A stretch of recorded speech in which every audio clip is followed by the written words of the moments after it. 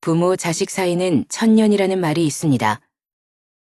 그럼에도 하늘이 내려준 인연을 저버린 채 늙은 부모를 방치했다는 소식이 심심치 않게 들려옵니다. 대부분의 부모는 내 자식을 누구보다 번듯하게 키우고 싶어 평생을 희생해가며 키웁니다.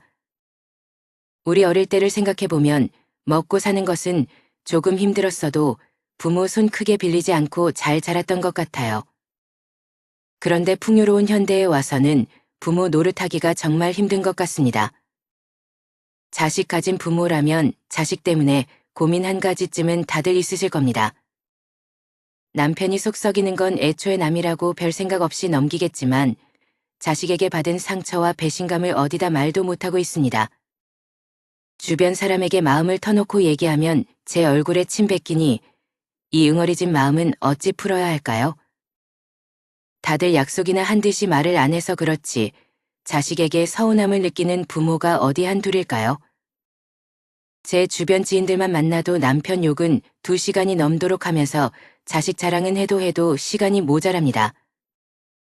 자식은 부모의 또 다른 자신이기 때문에 자식의 영광은 자신의 영광이고 자식의 흉은 곧 자신의 흉이 되니 드러내지 않을 뿐입니다. 남편에게 서운해도 보물 같은 자식들만 보고 옆에 살아왔습니다. 뭐든지 좋은 것만 해주려고 고된 일 가리지 않고 헌신하며 살았더니 자식들이 엄마의 고생도 몰라주고 자기들 잘 살궁리만 합니다. 자식에게 버림받은 부모들이 공통적으로 하는 말이 있습니다. 내 자식은 그럴 줄 몰랐다. 자녀를 키우면서 내 노후 준비는커녕 나를 위한 인생을 살아보지 못하고 비참한 노후를 맞게 된 노인들은 우리 주변을 조금만 둘러봐도 흔합니다. 오늘은 자식들에 대해 고민이 있으신 분들이 들으시면 좋을 내용이 담겨 있습니다. 자식에게 모두 터졌다가 영혼까지 탈탈 털린 어느 할머니의 이야기를 읽어드리겠습니다.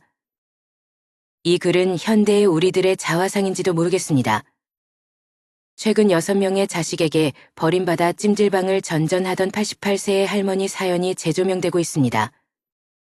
실제로 자식들에게 버려진 88세 새우 등 할머니의 처절한 몸부림이라는 제목의 청원까지 올라왔던 글입니다. 그런 불효자도 없습니다. 90세가 다 드신 할머니가 3년이 넘도록 유리건식하며 노인학대보호기관으로 사설 쉼터로 돌아다니고 있습니다. 먼저 세상을 떠나신 할아버지께 나도 데려가 달라며 한숨과 눈물로 연명하고 계십니다.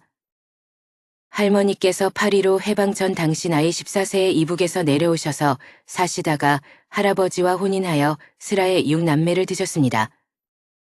그 자식들 먹이고 입히고 가르치기 위해 부모님 자신들은 모진 삶의 무게와 가난의 허기진 배를 물로 채우며 견뎌내야만 하셨습니다.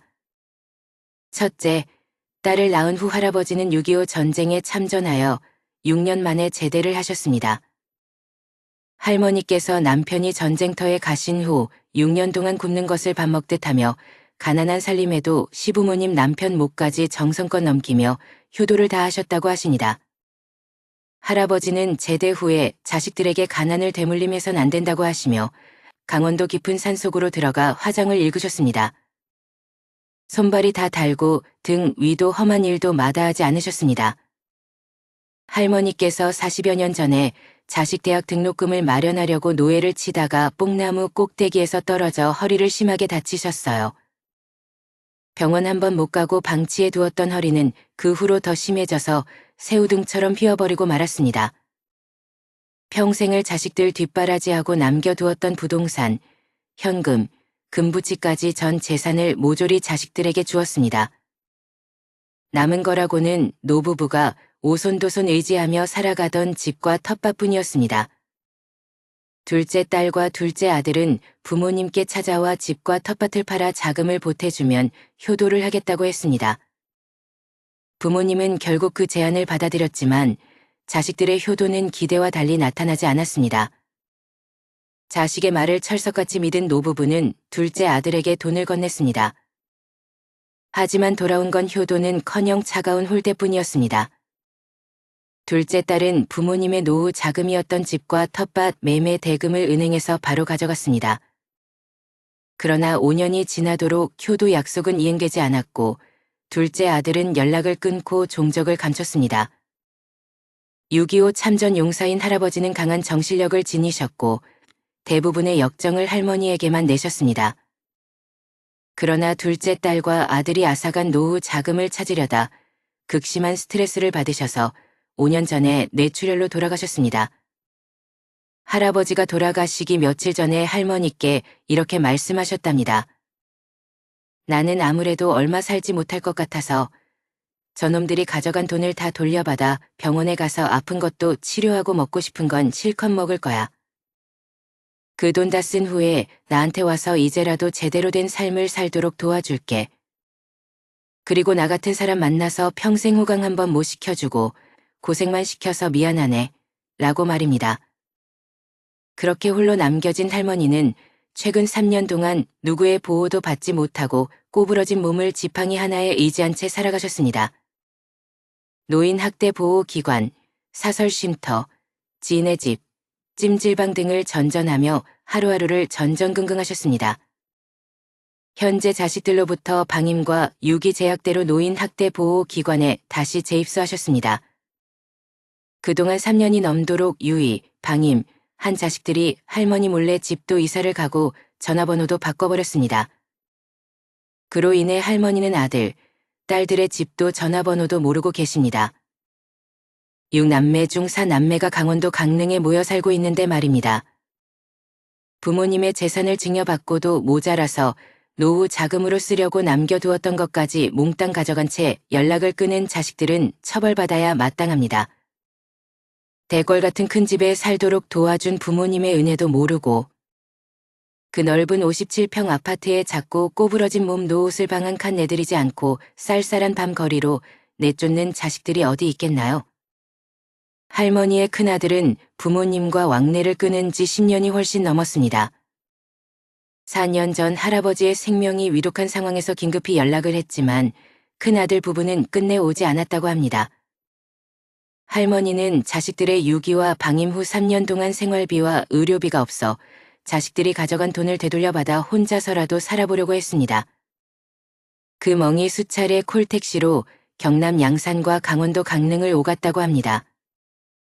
전화번호도 바뀌어 있는 탓에 수소문 끝에 찾아갔지만 엄동설 안에 문도 열어주지 않고 늙은 엄마를 피해서 도망다니는 아들, 딸을 만날 수조차 없었습니다. 어두운 밤, 혹한의 날씨에 이대로 조금 더 문 밖에 서 있다가는 얼어 죽을 것만 같아서 둘째 아들 집 2층 아주머니께 부탁했습니다. 우리 아들놈이 문을 안 열어줘서 지금 얼어 죽게 생겼으니 하룻밤만 나를 댁에서 재워주면 이 은혜는 잊지 않을게요. 했더니 그 위층 아주머니는 아들도 늙은 엄마를 나 몰라라 하는데 내가 할머니를 하룻밤 재워주면 할머니 아들에게 좋은 소리 못 들어요. 우리 집엔 절대 안 돼요. 하면서 문을 쾅쾅 닫고 들어가 버렸답니다. 할머니는 내가 오늘 밤 이대로 둘째 아들 집 앞에서 영하의 날씨에 꽁꽁 얼어서 죽는구나 하는 두렵고 불안한 마음의 사지가 벌벌 떨리는 정신이 아찔하다 합니다. 그래서 가까스로 몸을 추스린 후 일일이에 전화를 해서 경찰이 왔지만 경찰은 부모 자식 간에 만나서 타협점을 찾으라며 더 이상 관여하지 않았습니다. 극심한 생활고와 괴로움 속에서 남매가 가져갔던 돈의 차용증을 받아 두었던 할머니는 경찰서에 존속학대 고소를 했습니다. 그러나 2달 만에 돌아온 답은 혐의 없음, 증거 불충분이었습니다. 긴 노숙 생활로 지치고 병든 몸에 88세의 할머니는 거리에서 죽으라는 말인가요? 할머니는 몹시 자식들에게 부정하고 참담하고 버려진 몸으로 할아버지를 만날 수도 없고 이대로는 원통해서 죽을 수가 없답니다.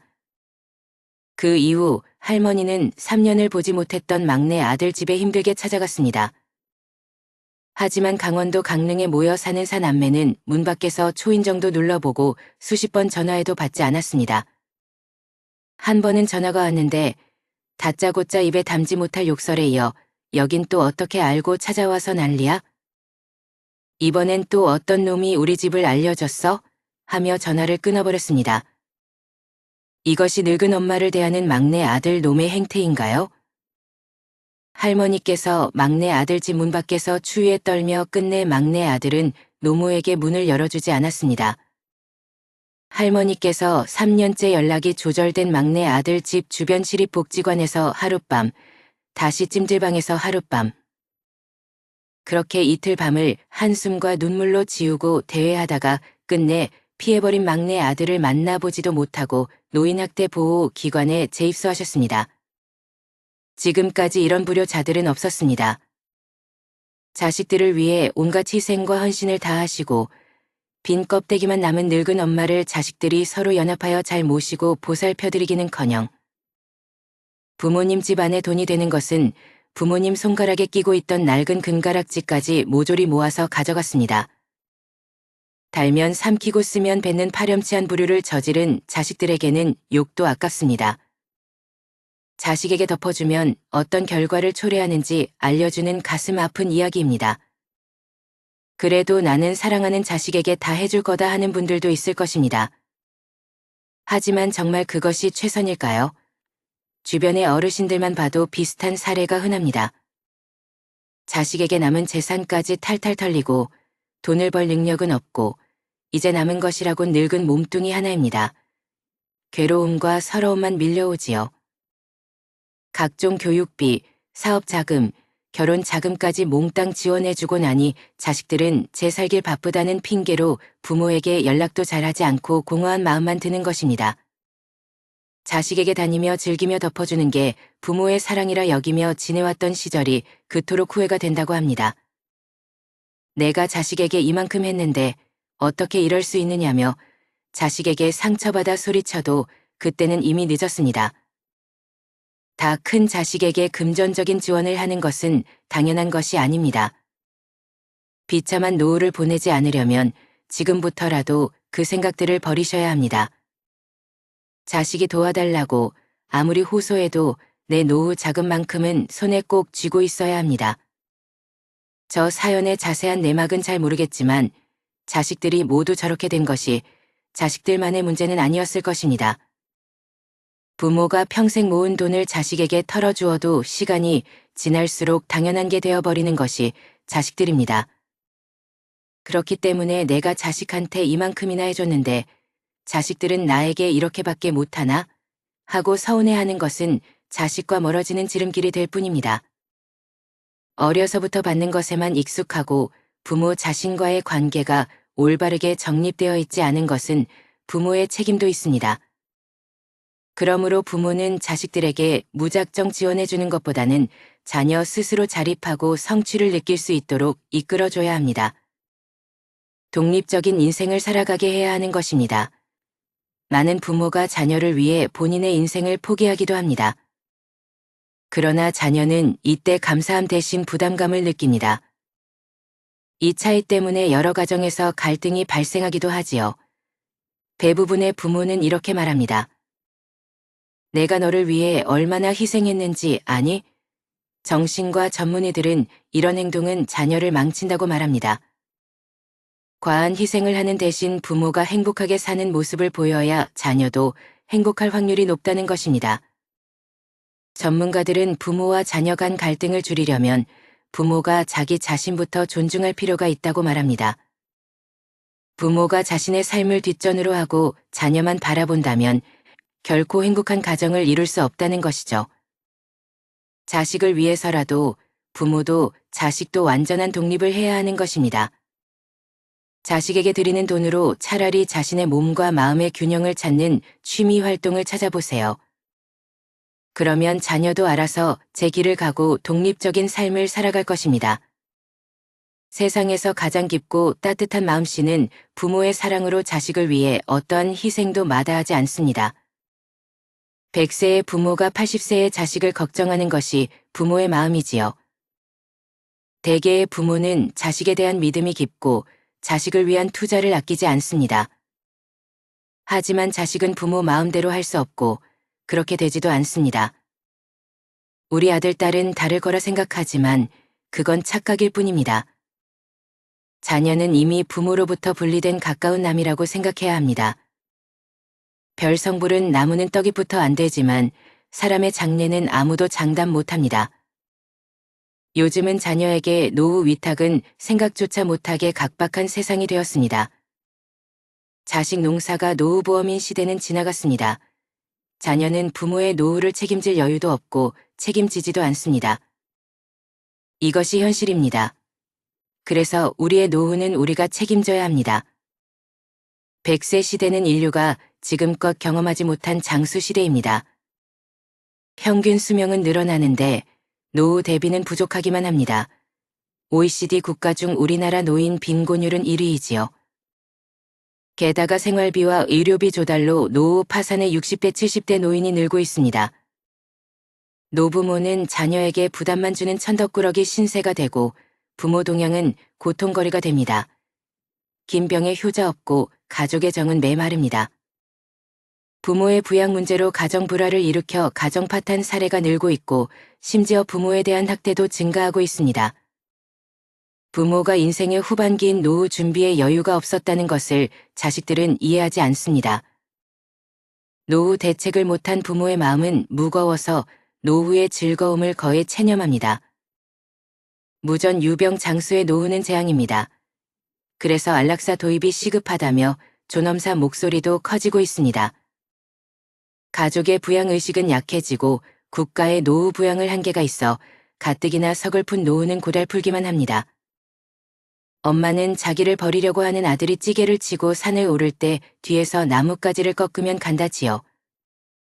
아들이 엄마를 버리고 산을 내려갈 때 길 잃어버리지 말라는 표시라고 합니다. 자기가 버려지는 순간조차 자식 생각만 하는 게 엄마의 마음일 것입니다. 마지막으로 성공한 자녀를 둔 부자가 말하는 10가지 지침을 소개합니다. 꼭 부자 부모가 아니더라도 자녀를 올바르게 키우는데 도움이 될 만한 내용이 많습니다. 성공한 사람들은 자신이 헤쳐나가야 할 역경을 거부하지 않은 사람들입니다. 그러나 사회의 모든 악으로부터 자녀를 보호하고자 하는 사람들은 결코 자녀를 두려움과 걱정, 그리고 의심으로부터 벗어나지 못하도록 만들 것입니다. 첫 번째는 자녀에게 부모가 부유하다는 사실을 절대로 말하지 마세요. 부자의 많은 자녀들은 왜 고소득을 올리면서 많은 재산을 모으지 못할까요? 그들은 어려서부터 부모가 부유하다는 말을 끊임없이 들어왔으며 부모의 사치스러운 라이프 스타일을 그대로 모방하기 때문입니다. 반면 부자가 된 자녀는 자신의 아버지가 전혀 부자처럼 보이지 않았다고 말합니다. 두 번째는 당신이 아무리 큰 부자라도 자녀들에게 절제와 근거 전략을 가르쳐야 합니다.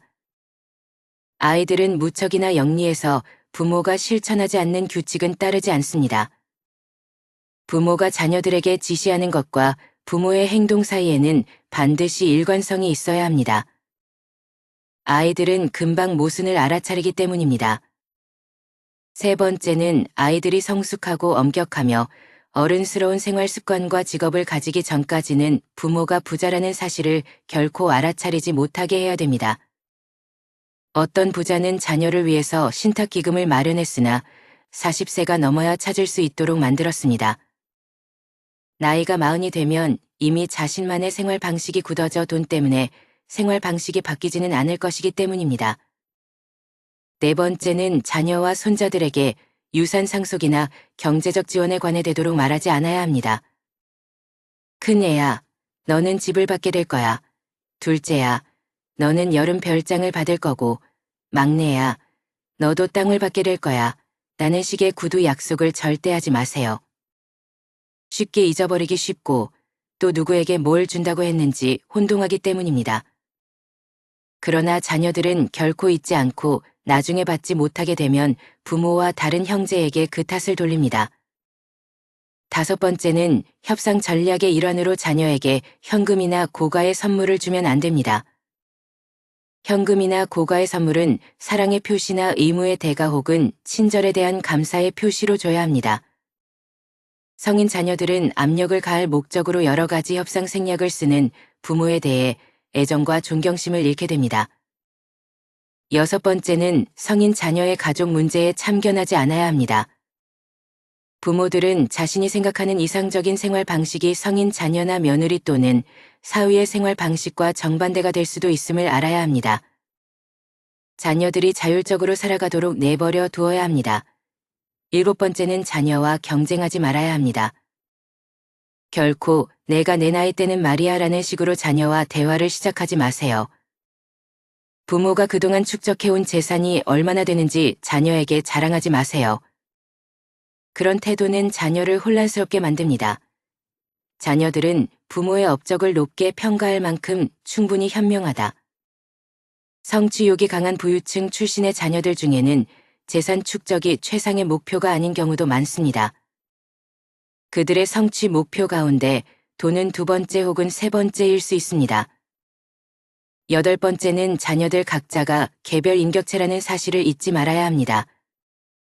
자녀들의 행동, 동기와 성취 목표는 각기 다릅니다. 부자가 아무리 경제적 지원을 해도 자녀들 사이에 경제적 격차는 존재하기 마련입니다. 생산력이 떨어지는 자녀에게 경제적 보조를 하는 건 차이를 줄이는 게 아니라 오히려 더 벌리는 꼴이 됩니다. 또한 경제적 지원을 받지 못한 고소득 자녀들이 화를 낼 수도 있습니다. 아홉 번째는 부모가 생각하는 성공의 상징을 강조하지 말고 작은 것이라도 자녀의 성과를 강조해야 됩니다. 자녀에게 돈 쓰는 법만 가르치지 말고 성취하는 법도 가르쳐야 됩니다. 소비 수준을 높이기 위한 돈벌이가 궁극적인 목표가 돼서는 안 됩니다. 자녀가 항상 자신의 분야에서 최고가 되도록 노력하고 돈을 쫓지 않게 가르치셔야 됩니다. 한 분야에서 최고가 되면 돈은 자연스레 따라옵니다. 열 번째는 돈보다 귀한 것이 많다는 사실을 자녀들에게 알려줘야 합니다. 건강, 장수, 행복, 사랑 넘치는 가정, 자립, 진실한 친구 가운데 다섯 가지를 가지고 있다면 부자라고 말할 수 있습니다. 돈은 인생이라는 케이크 위의 장식물과 같은 것입니다. 돈 때문에 남을 속이거나 훔칠 필요는 없습니다. 오늘의 영상 어떠셨나요? 인간은 모두 이기적입니다. 그리고 그것은 당연한 자연의 섭리입니다. 부모는 다 자식에게 헌신해야 하고 자식은 다 부모 말에 따르고 섬겨야만 하는 것 자체가 자연적이지 않습니다. 더 자연스러운 것은 부모의 자식에 대한 내리 사랑이지 자식의 부모에 대한 올림 사랑은 아니라고 생각합니다. 부모에게 기대지 말고 자식에게 의지하지 않는 홀로 서기가 필요합니다. 가족이라서 도와주고 싶은 자발적인 마음과 가족에게 도와줘야만 되는 의무적인 부담은 본질적으로 다릅니다. 자식이 늙은 나를 동행하게 기대하지 말고 나는 죽을 때까지 나를 책임진다는 마음가짐으로 남은 노후를 사셔야 내가 행복해지는 길입니다. 그러기 위해서는 노후 자금만큼은 무슨 일이 있어도 지키셔야 합니다. 여러분들도 모두 그렇게 될 수 있기를 간절히 바랍니다. 오늘도 노후의 지혜와 함께 해주셔서 감사드립니다. 황금빛으로 무르익어가는 여러분의 지혜로운 인생을 언제나 응원합니다.